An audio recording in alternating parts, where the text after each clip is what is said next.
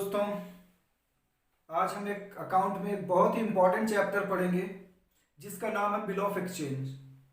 ये chapter class 11th BCom और CS CMA इन सभी कोर्सेज में यूज होता है।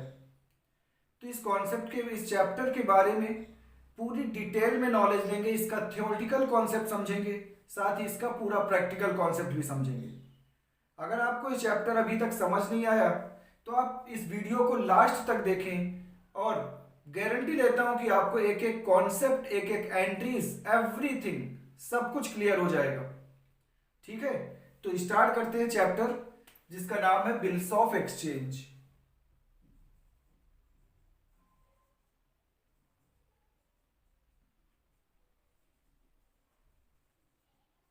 Bills of exchange.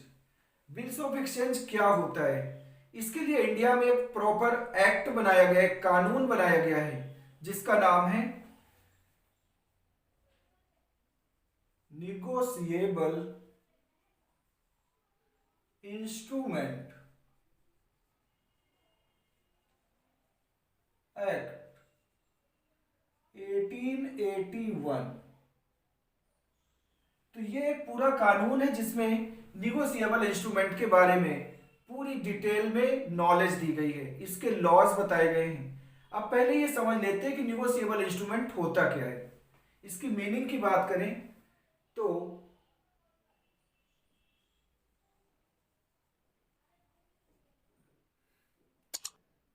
Negotiable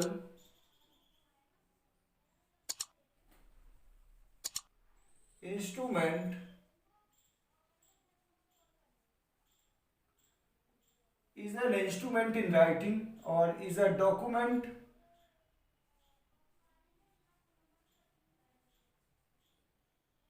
in writing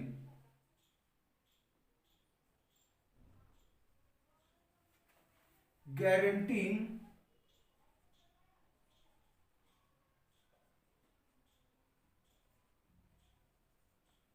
the payment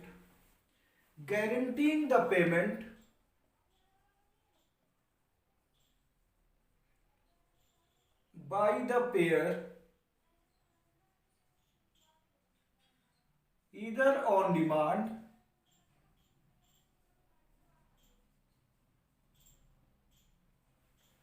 or a set time।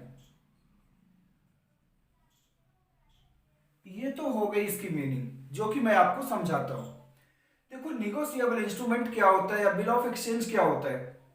जैसे हम अब आज के टाइम में कोई सा भी बिजनेस ऐसा नहीं है जो पूरी तरह से 100% कैश ट्रांजेक्शन पर चलता हो, मीन्स नगद लेन देन ही होते हों। सभी बिजनेस में कुछ ना कुछ उधार बेचना और उधार खरीदना ये चलता रहता है। अगर हम मान लो अपने कस्टमर को नगद माल बेचते हैं, बट कुछ ऐसे कस्टमर होते हैं जिससे हमें उधार माल बेचना पड़ता है।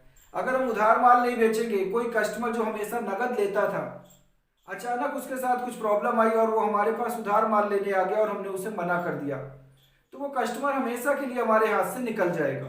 इसलिए हमें उधार माल बेचना पड़ता है। ऐसे ही सप्लायर्स जो होते हैं वो भी अपने रिटेलर्स को बल्क क्वांटिटी में गुड्स ऑन क्रेडिट मीन्स उधार सप्लाई करते हैं और रिटेलर फिर माल बेचकर पैसे सप्लायर को पे करता है। तो उधार बेचना आज के टाइम में सेलर्स की मजबूरी बन गई है। और ना केवल ये इंस्ट्रूमेंट केवल उधार खरीदने बेचने में यूज होता है, बल्कि हम किसी से पैसे उधार लेते हैं या देते हैं तो वहां भी पेमेंट की गारंटी के लिए या फिर अपने आप को बैड डेट्स लॉस के रिस्क से बचाने के लिए हम अपने सेफ्टी के लिए ये बिल लिखते हैं।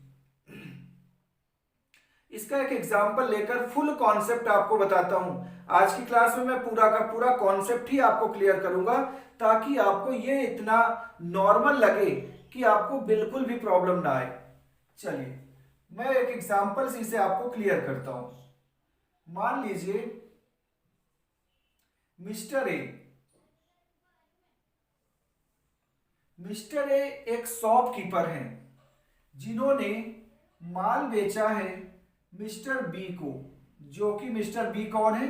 कस्टमर। ये है शॉपकीपर जिन्होंने माल बेचा है मिस्टर बी को, जो कि क्या है, उनके कस्टमर है।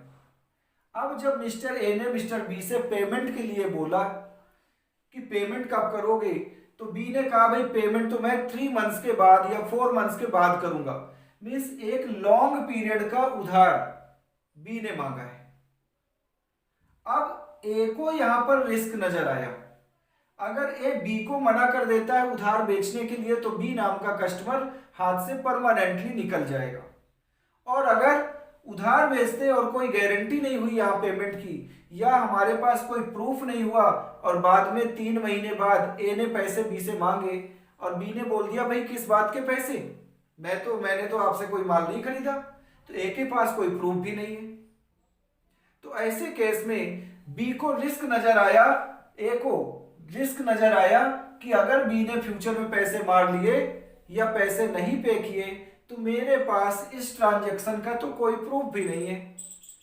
इसलिए अपनी सिक्योरिटी के लिए ए ने क्या किया, बी के ऊपर एक बिल लिखा। ए ने बी के ऊपर एक बिल ड्रॉ किया। बिल कैसा, वो भी मैं आपको बताता हूं। लाइक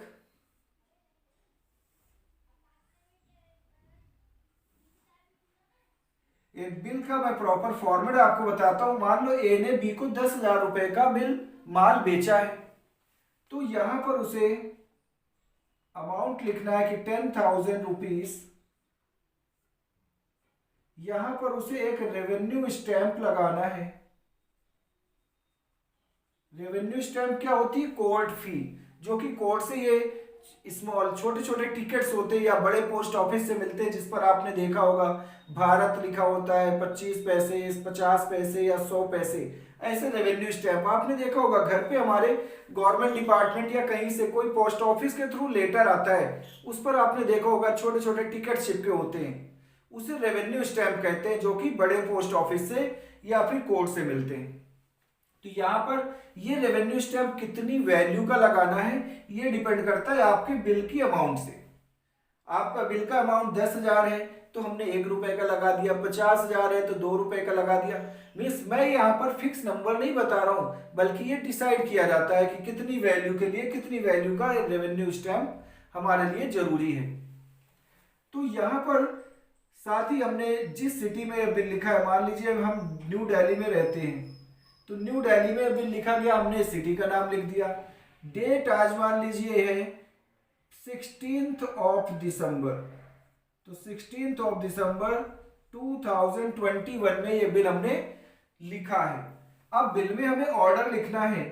क्या ऑर्डर लिखना है, पे 3 मंथ्स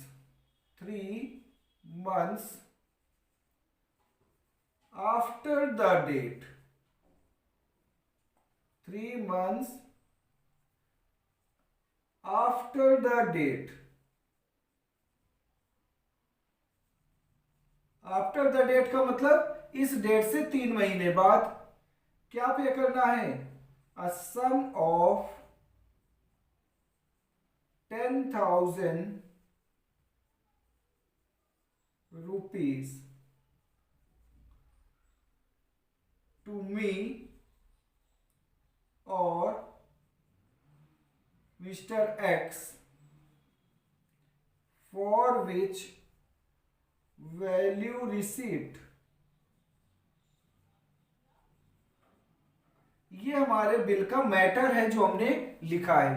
देखिए इसकी शुरुआत कहां से हुई है, पे, मीन्स यहां पर ए बी को ऑर्डर दे रहा है कि आपको 10,000 रुपए मुझे या मेरे एजेंट को पे करने हैं। कब, 3 मंथ्स आफ्टर द डेट, आज की डेट से 3 महीने बाद।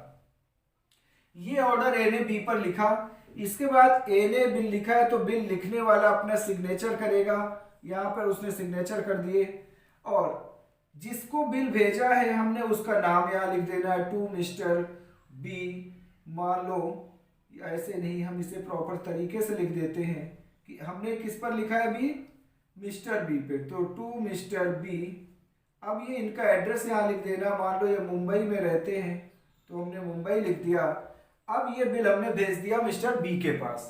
अब मिस्टर बी के पास ये बिल जाएगा, जब मिस्टर बी को इसे पढ़कर सब कुछ फेवरेबल लगेगा कि इस बिल में कुछ भी गलत नहीं लिखा, तो मिस्टर बी क्या करेंगे, इस बिल पर लिख देंगे एक्सेप्टेड और अपने साइन कर देंगे। और मान लो ये बिल उन्हें 25 दिसंबर में मिला है, तो 25 दिसंबर की डेट डाल देंगे। तो ये बिल एक्सेप्ट करने के बाद बी क्या करेगा, ये बिल वो मिस्टर ए के पास भेज देगा। तो मिस्टर ए के पास क्या आ गया, बिल साइन होकर। इसे मिस्टर ए क्या बोलेंगे कि हमारे पास बिल की एक्सेप्टेंस आ गई। बिल साइन होकर आ गया मतलब बिल की एक्सेप्टेंस आ गई। यहां तक समझ आ गया। अब देखें, ये बिल जिसने लिखा है उसे इस एक्ट के पॉइंट ऑफ व्यू से या इस एक्ट की टर्मिनोलॉजी के हिसाब से हम इन पार्टीज को क्या बोलते हैं।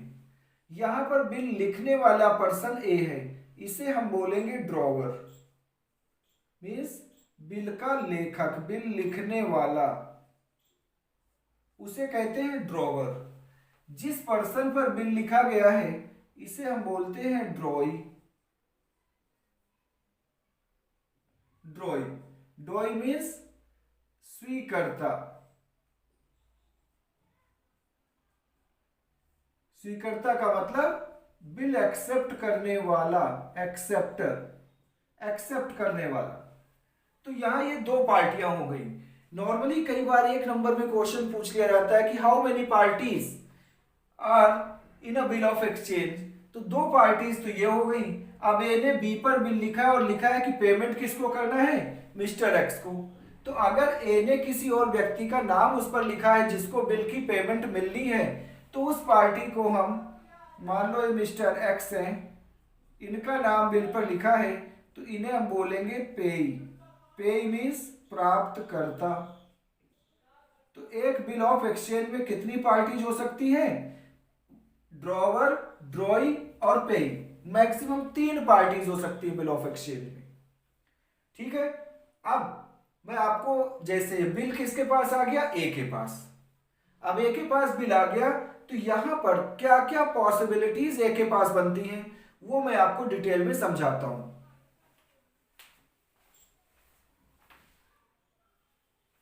ठीक है। तो यहां पर अभी फिलहाल बिल किसके पास है, बिल है मिस्टर ए के पास। अब मिस्टर ए के पास 4 ऑप्शन है। मिस्टर ए के पास अभी बिल है, तो मिस्टर ए के पास 4 ऑप्शन है उस बिल के ट्रीटमेंट के लिए। क्या क्या ऑप्शन है। अब मान लो अभी मिस्टर ए ने मिस्टर बी को माल बेचा, बट मिस्टर ए को अभी पैसों की कोई जरूरत नहीं है। देखो, पैसों की जरूरत तो सभी को होती है, बट अभी कोई ऐसी हार्ड नीड नहीं है, इमरजेंसी नहीं है। तो मिस्टर ए क्या करेंगे, उस बिल को अपने पास 3 महीने संभाल कर रखेंगे। तो इसे बोलते हैं first case, when bill is retained with the drawer till maturity, till maturity। अब यहां पे समझना है कि क्या केस क्या है कि when bill is retained. Retained का मतलब क्या होता है, स्थिर रखना। स्थिर मतलब अपने पास संभाल कर बिल रखना। तो मिस्टर ए ने क्या किया, 3 महीने अपने पास बिल संभाल कर रखा कि 3 महीने पूरे होने के बाद डेट ऑफ मैच्योरिटी को हम पेमेंट कर देंगे। मैच्योरिटी का मतलब होता है परिपक्व तिथि। परिपक्व तिथि। अब आप कहेंगे सर ये परिपक्व तिथि क्या है, ये तो मेरे समझ नहीं आया। तो मैं आपको ये भी समझा देता हूं। मान लीजिए हमने यहां पर एक बिल ड्रॉ किया, मिस्टर ए ने मिस्टर बी पर एक बिल ड्रॉ किया और 3 महीने का बिल है ये।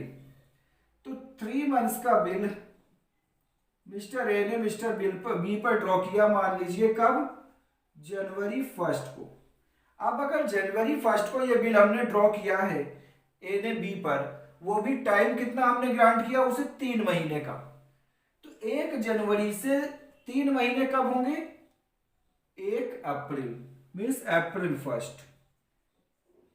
अब ध्यान रखना है कि यहां पर जो बिल में डेट काउंट होती है वो डेट टू डेट होती है।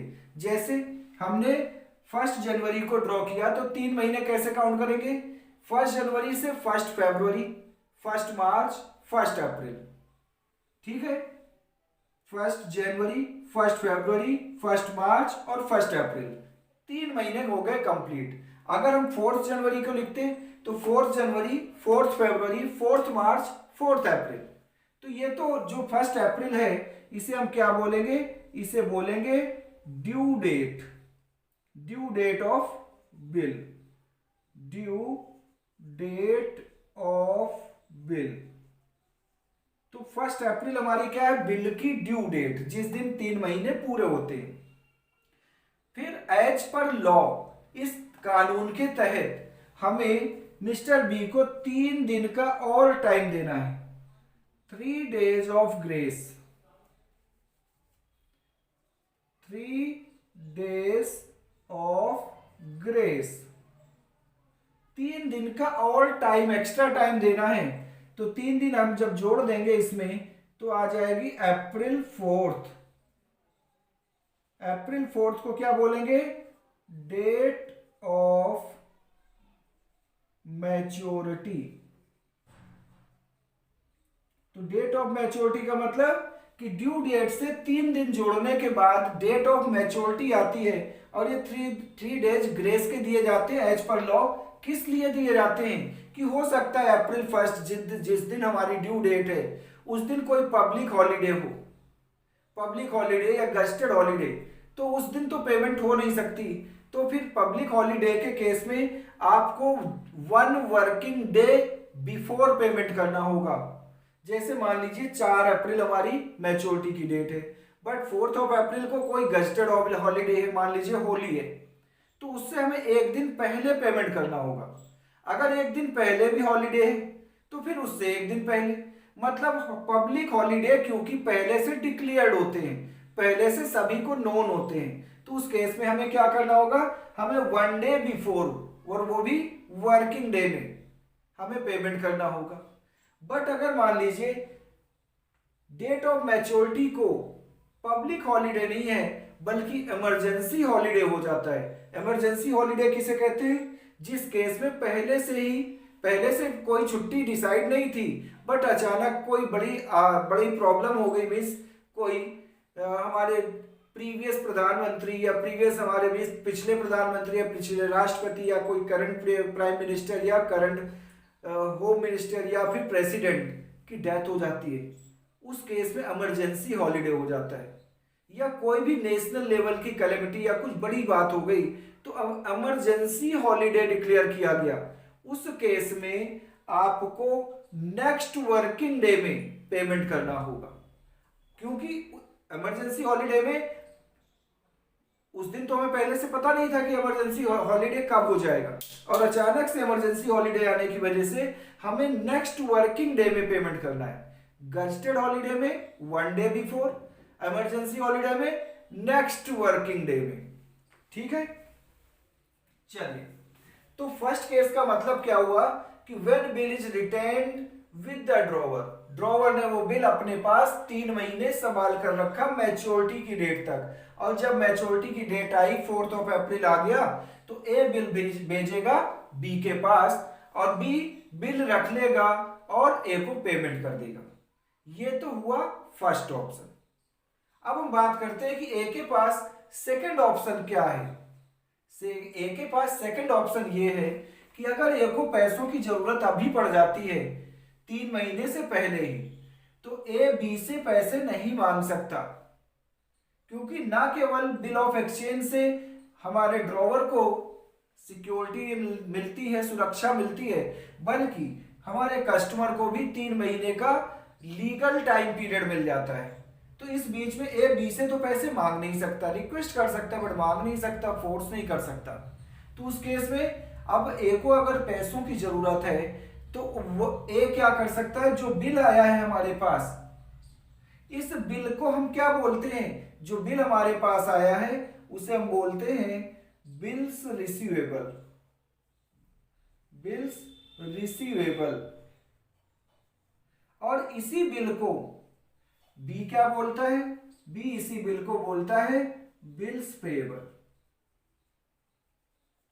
क्योंकि इसको तो पेमेंट करनी है इस बिल की, इसलिए बिल्स पेएबल बोलता है और इसे अपनी लाइबिलिटी ट्रीट करता है। जबकि ए को तो पैसे मिलने हैं इस बिल के, इसलिए ए इस बिल को अपनी एसेट्स मानता है, एसेट ट्रीट करता है। ठीक है, तो अब ए को अगर पैसों की जरूरत है तो ए इस बिल को ले जाकर अपने बैंक से डिस्काउंट करा सकता है, जहां पर ए का बैंक अकाउंट है बिजनेस का। तो सेकंड पॉइंट, सेकंड ऑप्शन क्या है? When bill is discounted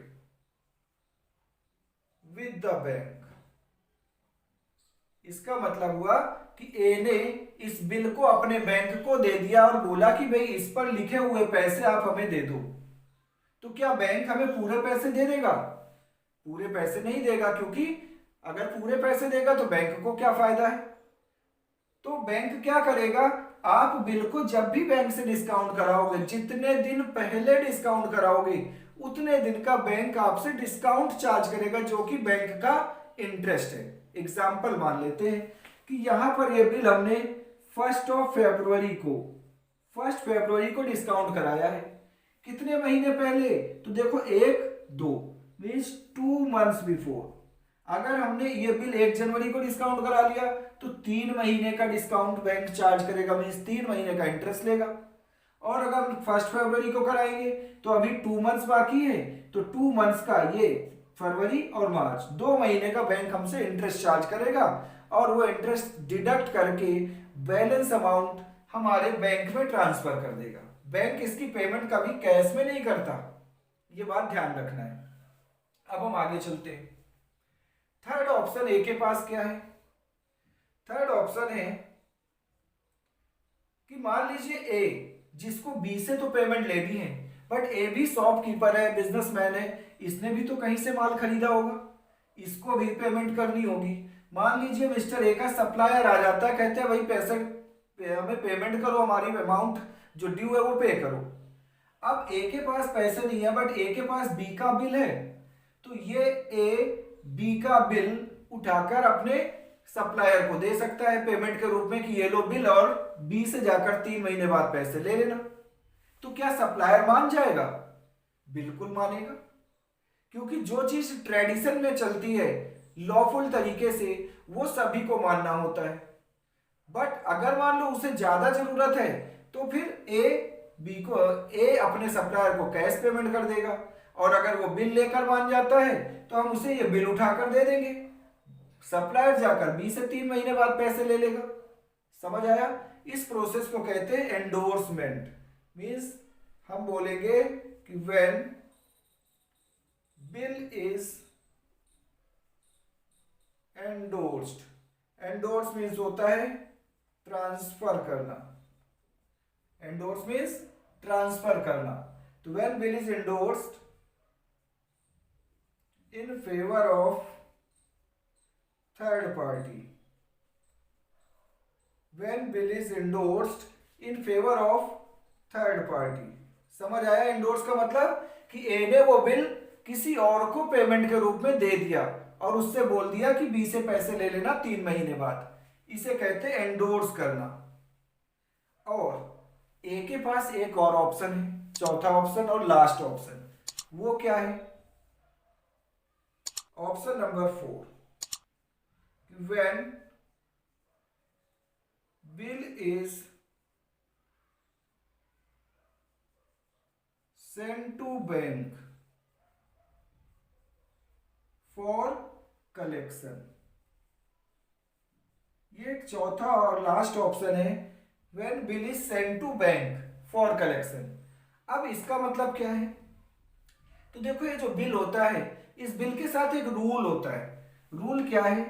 rule ये है कि holder of the bill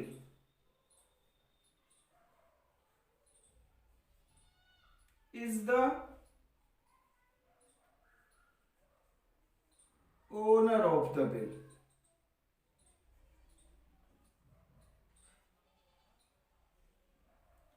holder of the bill is the owner of the bill.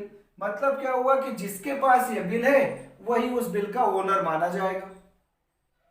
इसका मतलब कि अगर ए के पास वो बिल कोई एम्प्लॉय या कोई भी पर्सन चुरा लेता है तो वो जिस पर्सन को बिल मिल गया वो ओनर बन जाएगा। अब आप कहोगे सर ऐसे कैसे, उस पर तो नाम किसी और का लिखा है।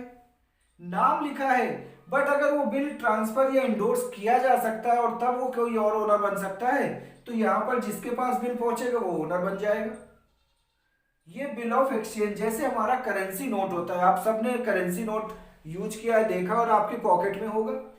आप अभी नोट निकाल कर देखिए, कोई भी चाहे 100 का हो, 500 का हो, 1000 का हो, 10,000, 2000 का हो। 10,000 का तो नोट अभी आया नहीं, तो आप हर नोट पर उठाकर देखें, वहां पर governor of Reserve Bank of India की तरफ से क्या कमिटमेंट होती है कि I promise to pay to the bearer और holder of this instrument a sum of ₹500। इसका मतलब कि मैं धारक को 500 रुपए अदा करने का वचन देता हूं। तो वो नोट जो आपके जेब में है या आपके पास है या मेरे पास है, मेरे पास है तो मैं उस नोट का ओनर हूं, आपके पास है नोट तो आप उस नोट के ओनर हैं। मीन्स नोट जिसके हाथ में वही उसका ओनर है। ऐसे ही बिल ऑफ एक्सचेंज में भी यही रूल चलता है कि जिसके हाथ में बिल है वही उसका ओनर माना जाएगा। तो इसका मतलब है कि बिल को अपने पास रखने में एक रिस्क है। और दूसरा, अगर बिजनेस में हमारी ज्यादातर ट्रांजैक्शन उधार होती हैं तो बहुत सारे बिलों की अलग अलग डेट ऑफ मैच्योरिटी आएंगी, उन्हें याद करना भी बड़ा मुश्किल है। तो हमारे पास एक चौथा ऑप्शन है जो इस प्रॉब्लम का सॉल्यूशन है कि हम क्यों ना अपने बैंक में एक अकाउंट ओपन कर लेते हैं जिस अकाउंट का नाम होगा bill set for collection account. अब इस अकाउंट में हम क्या करेंगे, हमारे अलग अलग कस्टमर से ढेर सारे जो भी बिल आते रहेंगे, हम इस अकाउंट में वो बिल जमा करा देंगे, डिपॉजिट कर देंगे। अब इससे क्या होगा कि हमें ना तो बिलों की डेट याद रखनी पड़ेगी और दूसरा बिल चोरी होने का भी डर नहीं रहेगा, ना हमारे भूलने का डर रहेगा। बैंक हमारे जब भी किसी बिल की अमाउंट ड्यू होगी वो उसे कस्टमर से मंगवाकर हमारे बैंक अकाउंट में ट्रांसफर भी कर देगा, तो हमें डेट याद रखने की टेंशन खत्म। बैंक हमें ये सर्विस देता है जिसके लिए एक एनुअल चार्ज लेता है छोटा सा, हम वो चार्ज पे करके ये अकाउंट ओपन करके अपनी इस प्रॉब्लम से बच सकते हैं। ठीक है, तो ये 4 सिचुएशन अवेलेबल है मिस्टर ए के पास जिनका बेनिफिट वो इस बिल के साथ ले सकता है। ये तो हुई इस बिल की बेसिक कॉन्सेप्ट, आप इसे अच्छे से नोट कर लें और एक बार दोबारा से फिर से वीडियो को रिवाइंड करके देखें। और अगर आपको कहीं पर कोई डाउट है इसकी कॉन्सेप्ट में ओनली, अभी कॉन्सेप्ट हमने डिस्कस किया है, अगली क्लास में हम इसका वीडियो, इसके ऊपर पूरा प्रैक्टिकल का वीडियो लेकर आते हैं। हर टॉपिक के ऊपर क्या क्या रूल्स हैं, क्या अकाउंटिंग ट्रीटमेंट है, वो अगले पार्ट में सीखेंगे। बट यहां तक कि कॉन्सेप्ट में अगर कोई डाउट है तो आप मुझे कमेंट में जरूर बताएं। और हाँ, अगर अभी तक आपने हमारे चैनल को सब्सक्राइब नहीं किया तो चैनल को सब्सक्राइब कर लें और साथ ही बेल आइकन को जरूर प्रेस करें उसमें ऑल ऑप्शन को, ताकि आपको हर वीडियो की नोटिफिकेशन मिल सके। और अगर वीडियो आपको अच्छी लगी है, समझ आई है और अभी तक आपने लाइक नहीं किया तो उसे लाइक जरूर करें, यही हमारा आपका मोटिवेशन है, आप जो हमें लाइक्स करते हैं। चलिए दोस्तों, तो आज की वीडियो यहीं पर स्टॉप करता हूं, ये आज की क्लास, और अगली क्लास में हम इसका प्रैक्टिकल करेंगे फुल डिटेल में। ठीक है, तब तक के लिए जय हिंद एंड टेक केयर।